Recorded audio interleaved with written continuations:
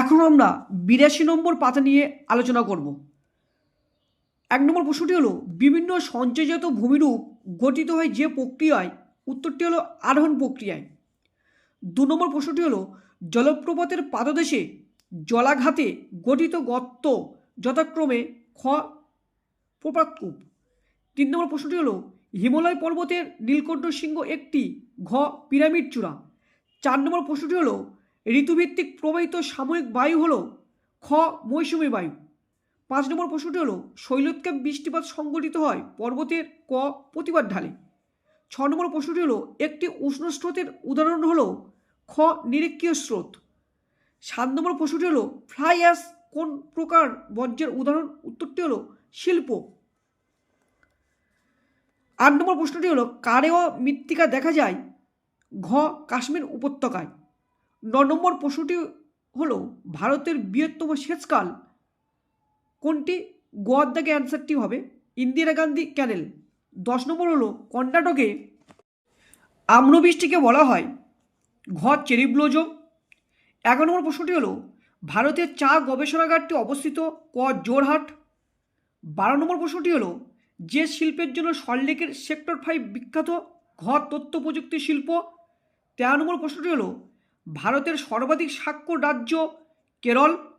14 নম্বর প্রশ্নটি হলো ইসরো এর সদর দপ্তর যে শহরে অবস্থিত গ বেঙ্গালুরু।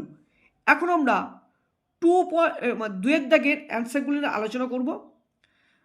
শুদ্ধ অশুদ্ধ প্রথম নিয়ে আলোচনা করছি। দেখো, প্রথম যে প্রশ্নটি রয়েছে সেটি হলো দুটি নদীর মধ্যবর্তী অঞ্চলের দোয়াব, ঠিক। 2 নম্বর যে প্রশ্নটি রয়েছে সেটি হলো ট্রপোস্ফিয়ারে উচ্চতা বৃদ্ধিতে উষ্ণতা বৃদ্ধি পায়, ভুল। এখানে যদি হ্রাস পাই হয় তাহলে ঠিক হবে। 3 নম্বর প্রশ্নটি রয়েছে আপেক্ষিক আর্দ্রতা শতকরা হারে প্রকাশ করা হয়, ঠিক। 4 নম্বর প্রশ্নটি হলো মুখ্য জোয়ারের বিপরীতে গৌণ জোয়ার তৈরি হয়, ঠিক। 5 নম্বর প্রশ্নটি হলো ভারতে রাজ্য পুনর্গঠনের অন্যতম ভিত্তি হলো ভাষা, ঠিক। 6 নম্বর প্রশ্নটি হলো মরু উদ্ভিদ সরলবর্গীয় প্রকৃতির, এটা হলো ভুল। কী হবে, জেরোফাইট বা জাঙ্গল, সঠিক উত্তরটি।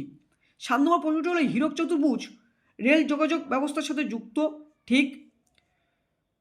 2.2 অর্থাৎ শূন্যস্থানে উপযুক্ত শব্দ বসিয়ে পূরণ করো, যেটা তোমাদের থাকে। তার প্রথম প্রশ্নটি হলো অর্ধচন্দ্রাকার বালিয়ালি বারখান নামে পরিচিত।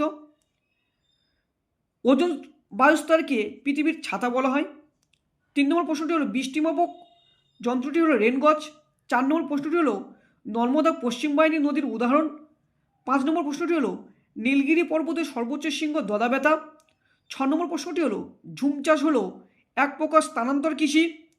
7 নম্বর প্রশ্নটি হলো আরএফের পুরো নাম কি, বা নাম হলো বলে ড্যাশ দেওয়া রয়েছে, অর্থাৎ পুরো নামটি হলো রিপ্রেজেন্টেটিভ ফ্র্যাকশন, এটা কিন্তু পুরো নাম। এখন আমরা 2.3 অর্থাৎ একটি বা দুটি শব্দের উত্তর দাও এই প্রশ্নগুলির উত্তর নিয়ে আলোচনা করব। প্রথম প্রশ্নটি হলো মহাদেশীয় হিমবাহ অঞ্চলে বরফমুক্ত পর্বত শিখর কী নামে পরিচিত, উত্তরটি হলো নুনাটাক্স। 2 নম্বর প্রশ্নটি হলো ক্যাটাবেটিক বায়ু কাকে বলে, উত্তরটি দেখো আমি একটু নিচে লিখে দিয়েছি খুব ভালো করে। পার্বত্য উপত্যকায় রাতের বেলা পাহাড়ের ঢাল বরাবর উপর থেকে নিচে যে শীতল বায়ু প্রবাহিত হয় তাকে ক্যাটাবেটিক বায়ু বলে। এরকম কিন্তু সুন্দরভাবে লিখলে তবে কিন্তু তোমরা 1 নম্বর অবশ্যই পাবে, না হলে একটু এদিক ওদিক হয়ে গেলে হাফ নম্বর পাবে।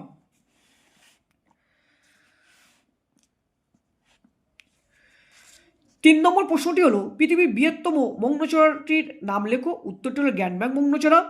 4 নম্বর প্রশ্নটি হলো কোন মৃত্তিকাকে কার্পাস মৃত্তিকা বলা হয়, রেগুন মৃত্তিকা অথবা কৃষ্ণ মৃত্তিকা, যে কোনো একটা লিখতে পারো। 5 নম্বর প্রশ্নটি হলো বাণিজ্যিকভাবে ফল উৎপাদনের প্রক্রিয়াকে এক কথায় কী বলে, উত্তরটি হলো পোমাম কালচার।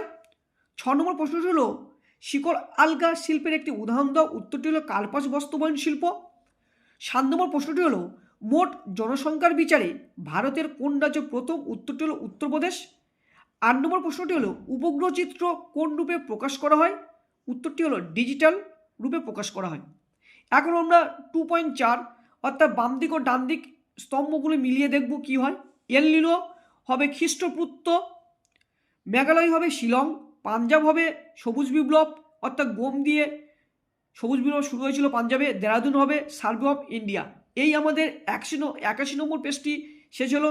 নেক্সট পেজের জন্য অপেক্ষা করতে থাকুন।